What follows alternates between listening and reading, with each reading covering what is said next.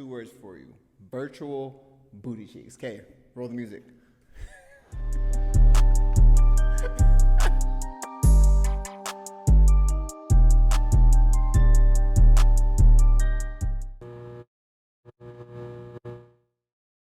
What up, everybody? What it do? We're back. We are back with another amazing episode of Amen Podcast. Yes. AMP. Absolutely. We are so excited to be here. So excited. With you today.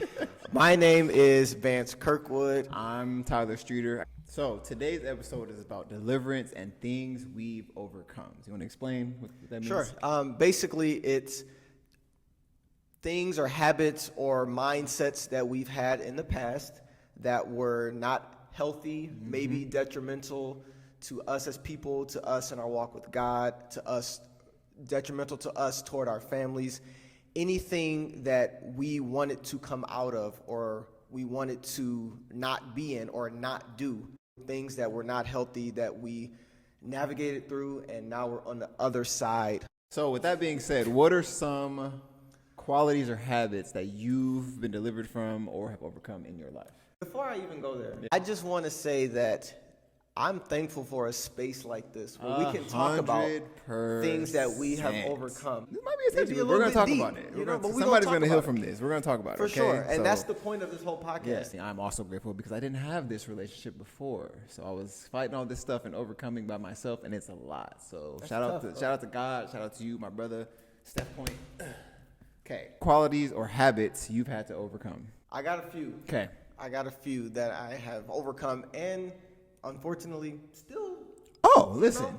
No shame in our game. Have okay? I arrived? No. Has anyone arrived? No. Listen. But that's okay though. That's okay. Work in progress, okay? Are we better than yesterday? 100%. Not who it was. Hey. Are we better than yesterday? Ooh, I felt my help. Churchy, dog. The first one I would say is people pleasing. Okay. I think that has been a dark cloud over me for a very, very long time. It has been, I've been put in situations where I would choose others over myself and put myself in detrimental situations because I don't want anyone to be mad at me. Yeah. And that's kind of like a long time ago. Yeah. I'm much better now. Yeah. And what has helped me get over that hump with this one specifically is coaching. Coaching. So when I started coaching basketball, that's when I really realized, like, wow. And it should have been way earlier. So I'm thankful that I got there. Listen, progress is progress. Yeah, okay? for sure. That is, it's not possible. Yeah. So when I have to think about pleasing 50 people, it's not. Yeah. So I learned that I cannot do it. Yeah. So I gotta hurt some people's feelings. Yeah. Some people gonna be mad at me. Yeah. Some people not gonna like me. Some Yeah. people gonna be irritated at me. And you know what? That's fine. okay. That's okay. I'm cool Still with that. got to coach these As long as I'm kids. true to myself Yeah. and what I believe, then I can't really help you if you're not agreeing with you something show that I'm up, you're doing. consistent, the work you do is quality, so that's all you can really worry about. Everything that's else it. is But that was a huge dark cloud. And it may not seem like a big deal, but that really it is to you. took a toll it's your on me, bro. perspective, for sure. For sure. It's definitely- Another thing would be, it kind of coincides with the first one, is allowing people to only see the good part of me. Yeah. And I think that in most cases that is not cool. Yeah. I don't want to portray an image that I have no issues, and I don't want to be that person who people think has no issues. And I purposely only present what I want people to see. Yeah. And what it does, I believe, to others is it makes them feel like I'm sometimes untouchable. Like I cannot understand what other people are going through. Yeah. When in reality, I'm going through the same stuff. Yeah. But I work so hard to shield that from people. Yeah. And that is something that I've been working on, you know. It's also your business, though. So, like, you don't really have to. It is, but I feel like I take it a couple steps further than just my You recognize business. within yourself that you can scale. Okay. I respect that. I respect it. That's just something that I've been working on, and me and my wife, we talk about it all the time. And it's just, I don't want to seem like I'm flawless. Yeah. I don't want to work at seeming that I'm flawless because I'm not. Yeah. I'm literally I can't even explain how far from it that I am. But that is something that I really want to work on. I don't want to give off the wrong impression of who I really am. I feel you. But I will say that I am a good person. Phenomenal. I am phenomenal. Not that you don't toot your own horn. I'll do it. Okay, because you're great. Okay, I appreciate it, man. Great husband, great father, Kahoot. All my assists come from you. Okay, hey, listen, we get buckets. Okay, we come for that chip this year. Okay? Yes, that's for sure.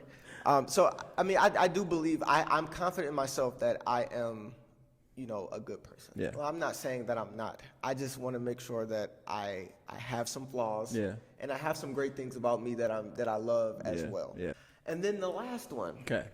A little deeper. Okay. A little deeper. All right. So this started in college. There was a time where I was single in college. Okay. All right. And during that time, it wasn't a long time. It was a year maybe? Yeah. Maybe a little bit longer. Yeah. In college, where I did not have a girlfriend. I was not tied down to anybody. Okay. And I had this really bad problem of just being very lustful. Okay. Very and common. I know common amongst men. You're not the only one. You're not the only one. And the reason why it was something that I had to overcome was it was to a point where I felt like I really could not control it. 100%. Like, I don't know if it was weird. Yeah. It felt weird because I had never been like that prior to this. Yeah. So I guess my mindset was, I'm single, I'm about to do what I want. But I went so far deep into it that I was just acting very wild, outside of myself wild. I didn't care about people's feelings. I didn't care about who saw me. I didn't care about anything. Yeah. All I cared about was fulfilling my lustful desires. Yeah. And it was bad, bro. Yeah. It was bad. And what I realized is, first of all, anyone has the capability of thinking something. For sure. It's what you do when that thought comes to get it out of there. Yeah. To not let it become action. It's not easy either. So what I've learned over the years, the last 20 years, is some of those thoughts, I'm happily married for 10 years, and some of those old, thoughts can come. For sure. And I don't think that is out of the ordinary. I don't think that's, abnormal because we're human, and that's how our body works. Yeah. Like, we have thoughts, especially things that we've seen or things that we've, experienced. Now, what I can say is that the overcoming and the healing has come where I know how to not get it past the thought. Yeah. It's something that if you put your guard down, it can come with a vengeance. You refresh your feet and it's booty cheeks, okay? Areolas. So that's something that, yes, I have overcome that, fulfilling any lustful desires. Yeah. But at the same time, you have work to do to alleviate that stuff from getting ingrained in you and becoming part of who you are and what you do normally. Yeah. So I can get into more detail, but I'm going to throw it back to you. Yes. Like I always do. For sure. What are some qualities or habits you've had to overcome? So one is being selfish. Ooh. I was very selfish as a child, and as I grew up, I realized that wasn't good, and then especially now in marriage, it just don't work. You can't be selfish. You just can't be selfish. Good luck with that. You can't. It just doesn't fly. A bigger one is porn addiction. I was exposed to porn at 6 years old, and I remember vividly, now that I've done all the work, I can track it all the back to when I was first exposed to it, and then where I grew up, the culture I grew up in, I grew up around great family, great everything, great men, everything, but porn wasn't seen as anything detrimental. So when I got the conviction, I'm building my own relationship with God as a young adult. He convicts me to hey, I don't want you to be doing that. I'm then trying to find help to hey, do you deal with this? Do you deal with this? Oh, and it's always normal. It's normal. And okay, I'm hearing from people I value that it's normal. But within me, I feel that I'm not what I'm supposed to be doing. So from there, it's a whole journey of not doing it with porn comes masturbation. So that those two go hand in hand, you know. So I'm not scared to say those two go hand in hand. So I had to train myself to like not do that, and then, you know, essentially stop masturbating and like cut off different stuff. And it's definitely been a battle, and it's even kind of like followed me into marriage, to where, now granted, anytime it's happened in marriage, like I tell my wife right away, like, oh, I got super frustrated or whatever, and I was playing with fire and then it led to porn. Like, I tell her everything because I don't want to ever keep secrets or anything like that. Right, for sure. So now it's to the point where I literally have like parameters on my phone to where it's like there's keywords that I can't search, or it'll be blocked, or there's certain websites I can't go to because I'd rather do that than, like you said, triggers come at any time. So like, it's one of those things where, you know, as we progress in life, we go through different trials and tribulations and stuff. It's easy to go back to that old thing that brings comfort or brings brief satisfaction. So if mine, the biggest one is porn, and I think a lot of men deal with that. And even if they didn't, my testimony is something that I've dealt with, for sure. And that's something that I've overcome, and still to this day have to actively fight. Like, I deleted all my social media. Any social media we have is on Nadia's phone, because like we just said, one refresh or the Explore page, and I'm looking for what Bron did last night, or Steph breaking the record, and it's booty cheeks, like legit virtual booty cheeks, like I said at the top. And it's really, I didn't ask for it. Then as a man, listen, I didn't ask for it. Kind of not mad that it's there. Like, dang, those are kind of nice. And you got to like fortify yourself to like scroll past it. But what happens when you and your wife are beefing and you've had a stressful week and all these things, and you're super stressed and the tire's flat and all these things? That could be a little instance of like, you know, where you're fortified, and that one moment, the devil don't need that much time or that much space to get back in. So mine is that's mine. So follow up. Yeah. Is that okay? Yeah, that's fine. So the first thing that I'm thinking when you say this is back to 6 years old. For sure. That's very young. For sure. That's very young. And I'm thinking my son is going to be 6 next year. Yeah. So my immediate thought is, like, what happened? How did it happen? So I can make sure that I'm doing the right thing for my son. I got so you. He's kind of shielded from things that we're talking about 100%. 30 years as later, we know, it's out there. It's out there. Yeah, it's literally sure. sex is everywhere. With social media and technology, oh my God, it's out there. And it's very easy to find. I was trying to watch a basketball game one time on my phone, and the ad, Pornhub. I said, huh. It's I was out like, there. what the heck? So it's out there. Yes, it happened at 6 years old. I think one of my older cousins was like watching me or something. My parents and my uncle and my aunt went somewhere, so my older cousins would watch us, right?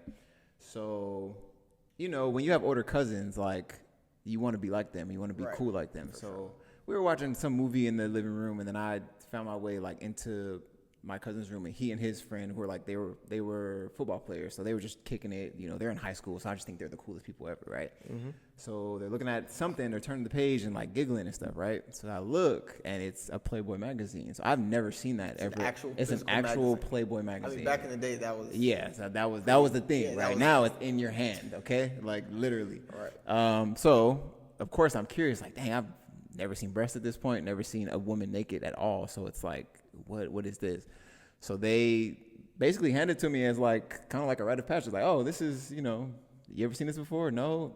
Then they take it a step further and like tell me, like, explain, kind of not explain, but like kind of open the door to let me know what masturbation is. Like, you can actually look at this, feel stuff, and then pleasure yourself. So like that's where it started. So then from there I'm like, oh, okay. And then after that, I think I was like, oh, okay, this is whatever. I'm hungry. Can you make me a hot dog or something? And then they made me food or whatever. But like that, I can trace it all the way back vividly. Like, I can remember in my brain that moment. Yeah. Because when I'm doing all this self work with no help, I'm like, when did this even start? You know, like what? Like, and I trace it back, and then the Lord reminded me, like, this is where it started, and this is why you got to do the work so that your kids don't have to do with it. You know. So during that time, did you talk to anybody, like even your parents? Were you kind of like not that really comfortable to talk to your parents about it? Yeah, it was kind of like, I mean, number one, I didn't know what I was looking at or didn't know what I just saw. Right. So like, not that I couldn't talk to my parents, but it just never came up, and it's 6-year-old brain. So it's just like,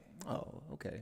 And my friends weren't talking about it at school, so it was kind of like, Because they don't know what that is. They don't know what it is. It's not. We're playing tetherball. Like it's not. We're not talking about boobs. Like, right. So it kind of like saw it, and then it fell by the wayside. And then later, when you get into middle school and stuff, you start hearing about boobs and sex or whatever. And when people actually are talking about it, then you're like, oh, I remember what that is. And then it becomes curious, and there's no parameters to say, hey, you shouldn't be. I mean, my parents did obviously like talk to me about sex and health and stuff and what to do and what not to do. But when it comes to like porn and stuff, we never really had that conversation. Gotcha. So it was kind of left to me to like, oh, it's normal. And then you hear other friends talking about it. They watched it. They seen this movie. Have you seen this scene or whatever? Like, and then of course you get to high school and college, and it's more and more and more. You don't really. It becomes more normal. Right. And then for me to be in college and get that conviction of like, oh, I actually want you to not do that, and here's the reasons why. Now I'm like, dang. Now I'm an anomaly because it's like everybody else is doing it, and I got to set myself apart, and it's not the easiest thing too, right. Especially like being in college, like you just said, it's not easy. So, but yeah, 6 years old. That's when it started. That's how it happened. So what? So first of all, thank you for sharing. I know that's not the easiest, bro. Oh, listen, we transparent on it. Yeah, we are 100%. 100%. So my question to you is, because you know that was a problem before, and you kind of touched on it a little bit. If you want to just elaborate just a little bit more, what strategies are you implementing, or did you implement to continuously and successfully overcome this?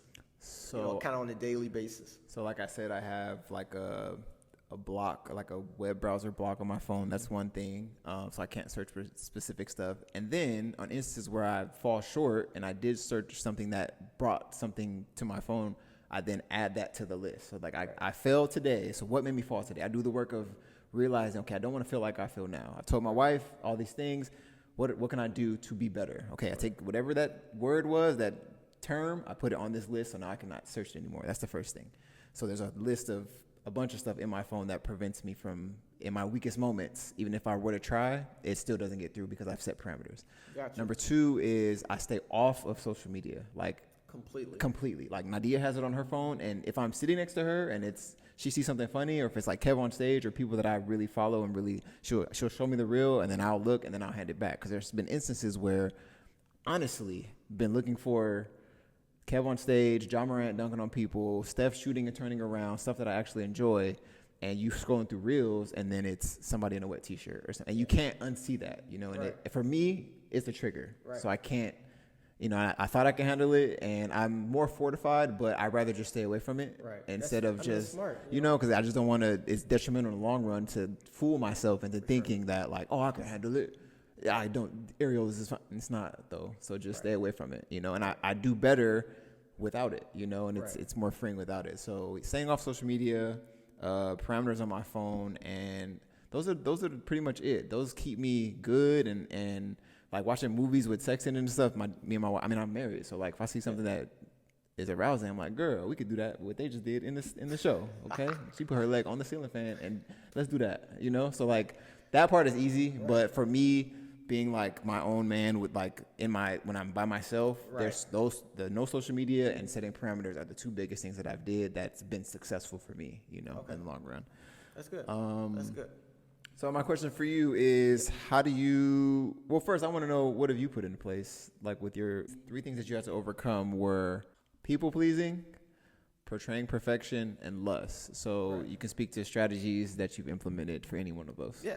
Well, people pleasing is just stop caring. Okay? I just don't care anymore. Just like listen, that. Listen. Because I'm going to do me. For sure. So the projecting a perfect image, that one, people portray what they want to portray. Like on social media, you only see the good of most people. You don't see a lot of the bad. Yeah. So it feels more normal, but the only difference with me is that I don't actively try to hide anything. Like now, this was honestly 3, 5, 7 years ago. I would never do this. Really? I would never vulnerable do this. Space? Not. I would never do this. Now, because of life, it's like I'm 33 years old, bro. Yeah. Like I've gone through a lot, and I feel like I have a testimony that will help people. 100%. With things that I've been through.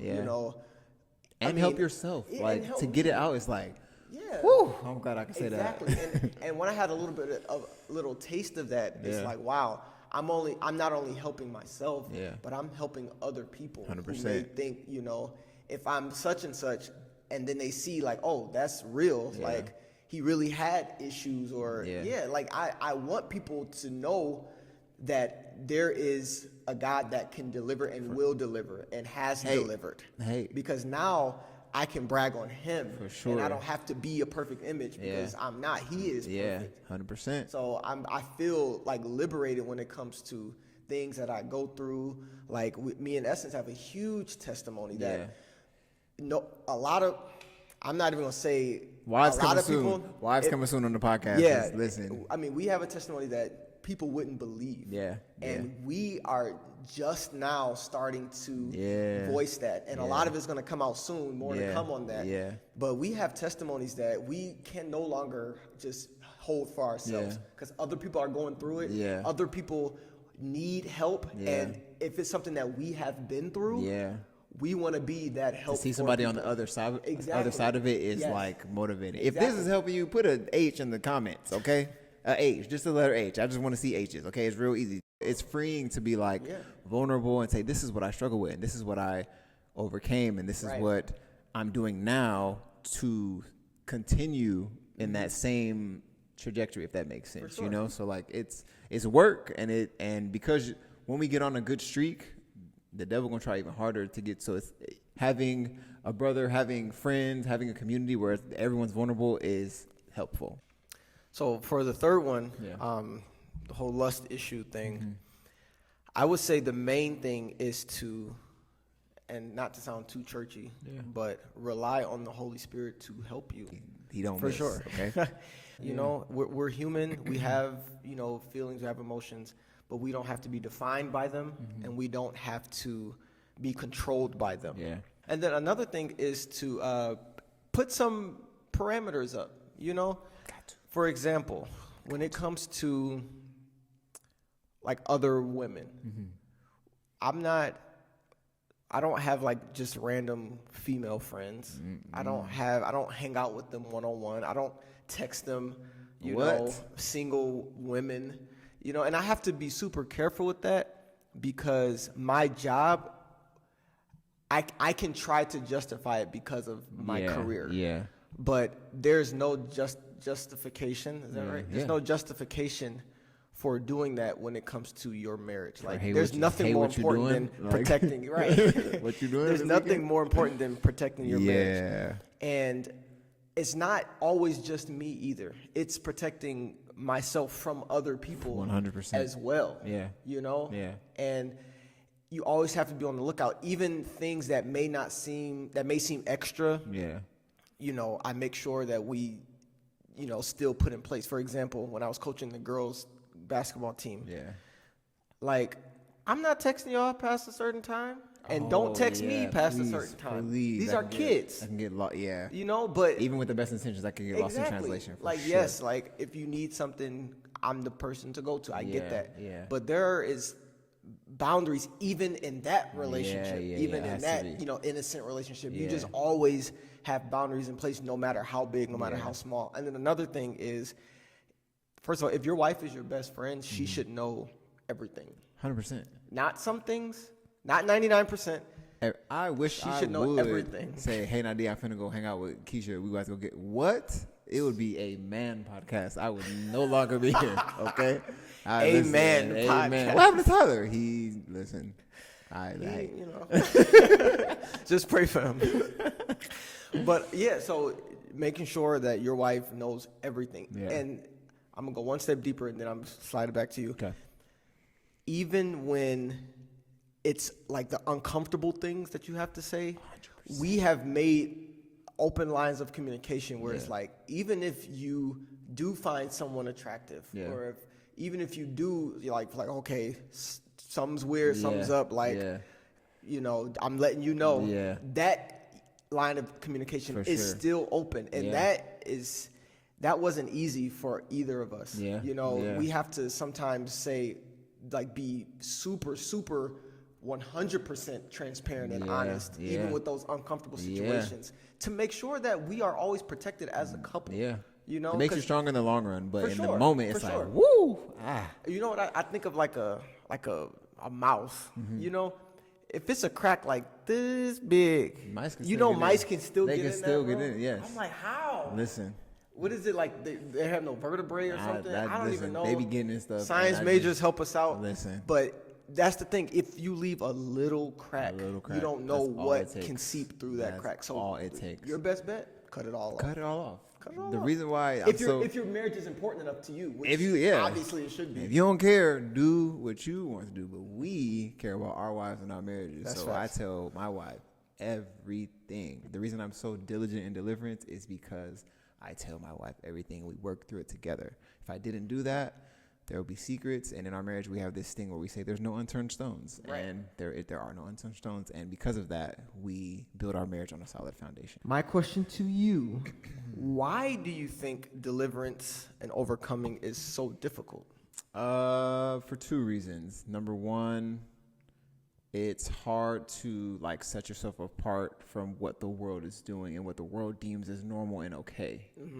Right. And also, if you're a trailblazer in what you're doing, so the reason why I say trailblazer is sometimes in my family, there was nobody else fighting this fight. So you're blazing that trail. I'm literally the one. Yeah. Just you're on the front line. The Lord is saying loud and clear, stop doing this. So I have to do it. So that not having a blueprint is also hard. Because if somebody gave you a map of this is what you do, parameters, and don't be on social media and don't do this, that, and the third, you're like, oh, okay, that's how I can overcome. Right. For me, it was nothing. It was slip and fall and slip and fall and slip and fall and slip and fall and feel guilty and Lord help me and the Holy Spirit help me slip and fall until I got to a point where I'm like, oh, I see myself getting better and better and better. So, society makes it normal, and not having a blueprint makes overcoming super, super hard for sure. My question for you is, why are you motivated to stay delivered?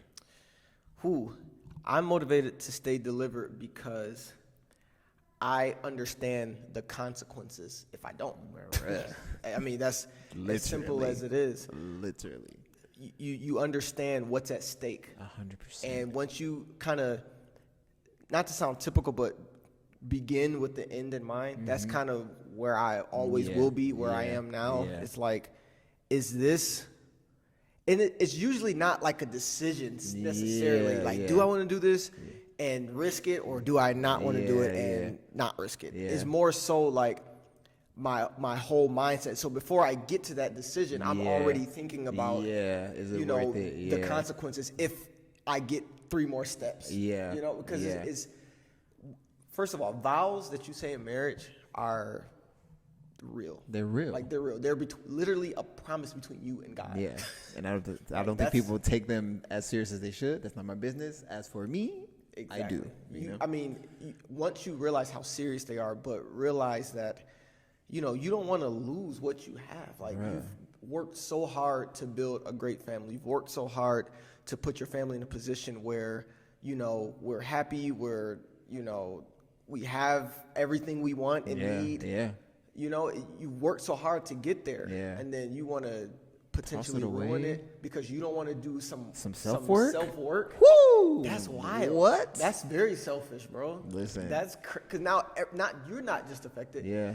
Think about the kids and what they will lack now that if something happens. Dog, that's literally crazy. My driving force is I just don't want, I know all the work that I had to do to get to where I am. Right. So I'd much rather when we have kids, sit them down and not just say, don't watch porn because I said so.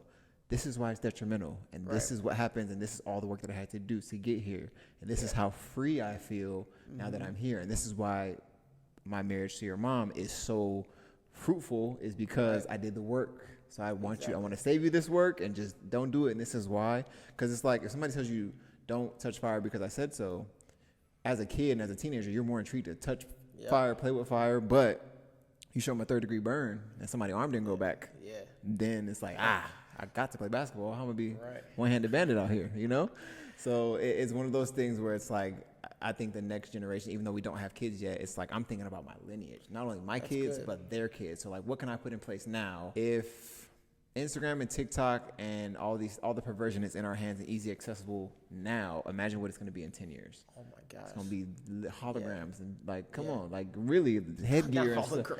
Holograms. Like literally. What's the Oculus VR? thing? VR booty cheeks? That's crazy. So it's like something we have to think, because remember the generation before us, they had no idea that it was going to be this accessible. So we have to almost think ahead of like, I don't know what is going to, I can't control what's going to be in the future.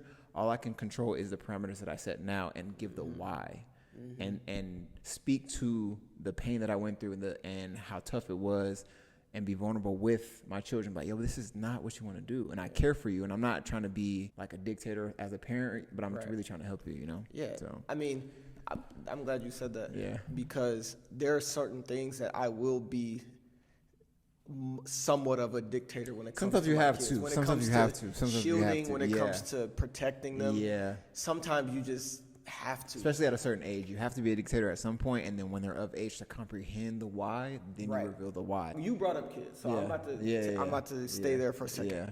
Over the last week, I've heard cases in the news of older people sexually assaulting younger kids.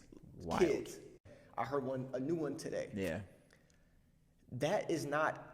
I in that moment decided to pursue a kid. Yeah. It did not happen there. It happened probably years ago. Yeah. And the work that they did not do. Yeah. You know, the things that they didn't realize is now creeping out because they maybe ignored it or maybe didn't know or maybe was not self-aware. Yeah. Now these actions that started as a thought are now rearing its ugly head. For sure. So, and I say that to say, when it comes to our kids, I don't want to give somebody else the opportunity or the power to decide if they wanted to do the self-work years ago when it comes to anybody that, my kids, but I don't want to just stop there, anybody that my loved ones or my relatives. Any kid that I'm associated with. What if they didn't take the necessary steps? They didn't ask the Holy Spirit. They didn't put the work. They didn't put the parameters in. Yeah. Now they just out here, you know,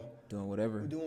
Yeah. And now other people are now being affected by the work that you didn't put in. Yeah. So we are very, like you said, not dictators, but we have a lot of control. Part of the reason why my son is homeschooled. Yeah. I mean, it's a hybrid situation. He goes in some days. Yeah. Most days he's at home learning. Yeah. Because it's so much stuff out there, doing at the schoolhouse? Not that we living in fear, because we'll never live in fear. We're not going to give the world the power to make us live in fear. That's not it. But we are very aware. We are very, cognizant of what's going on and what and where and how we, handle our kids with other people. That's all. Quick story. I was sitting on the ground. Remember, I used to count to 100 with Vance and Taj, right? Right. So Carson, like, she came and she was like curious, and I'm good with kids, so like I was automatically wanted to like, oh, come over, but I hadn't earned that trust yet. So I remember vividly, like, Carson was curious, and then I was about to say something, and I saw like Essence look like out the corner of her eye, and I was like, I'll let it happen naturally. I'll let Carson come to me, because like naturally I'm Mr. Tyler, like I'm good with everybody, but because I respect how you guys parent, it's like I know this is a new child. I just because I'm good with the other 6, okay, or however many, that don't mean some people think they have jurisdiction to like, oh, I know all the kids, so I can definitely pick you up. You can't though, because that you don't know if that child wants to be picked up. You don't know, you respect them as a human. So, but no, that's good. It's just being aware. For sure. Just being aware. That's the main thing. So, has there been a time in your marriage where you have lapsed in the boundaries that you've put in, and it has affected something in your marriage? 100%.